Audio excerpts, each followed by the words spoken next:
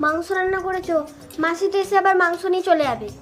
আরে না, তোর মাসিরা এসে যাতে বুঝতে না পারে তার জন্য আমি গেটে তালা লাগিয়ে দিয়েছি। তোর মাসিরা এসে দেখবে গেটে তালা লাগানো, দেখে পালাবে, ভাবে বাড়িতে কেউ নেই। তুই এবার শান্তি করে ভালো করে মাংস খা। কি হলো? দরজায় তো তালা মারা, দিদি কি তাহলে বাড়িতে নেই? তাহলে আমাদের আজকে খাবার কি হবে? মা, তাহলে কি আজকে আমরা মাংস খাবো না? চল একটু বসি, যদি তোর মাসি চলে আসে তাহলে আমরা মাংস নিয়ে যাবো। ঠিক আছে মা, চলো। এই, তুই আমাকে মাছ খাচ্ছিস কেন?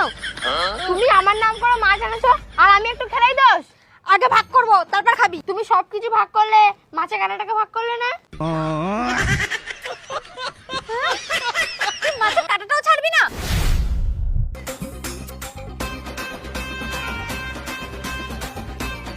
বস, থালাটা নিয়ে আসি, খাবারটা ভাগ করবো। ঠিক আছে।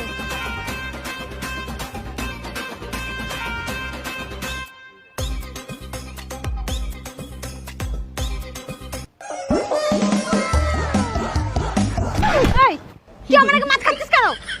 তুমি আমার নাম করে মাছ এনেছো আর আমি একটু খেলাই দোষ। আগে ভাগ করবো তারপর খাবি।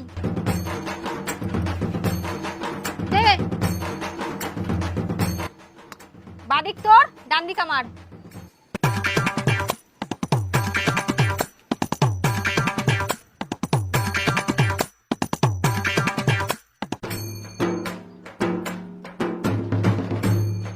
নে খা। তুমি সবকিছু ভাগ করলে, মাছের কাঁটাটাকে ভাগ করলে না? তুই মাছের কাঁটাটাও ছাড়বি না? না, ছাড়বো না, আমার মাছের কাঁটা খেতে ভালো লাগে। দাঁড়া, ভাগ করছি। নে খা।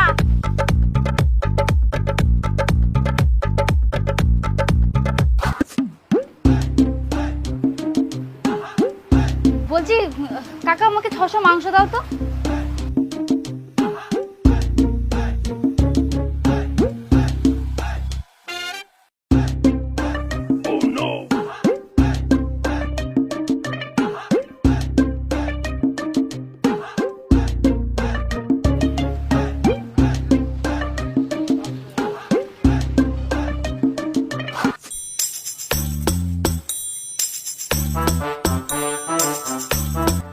মা, মাসিকে দেখলাম মাংসের দোকান থেকে মাংস নিচ্ছে।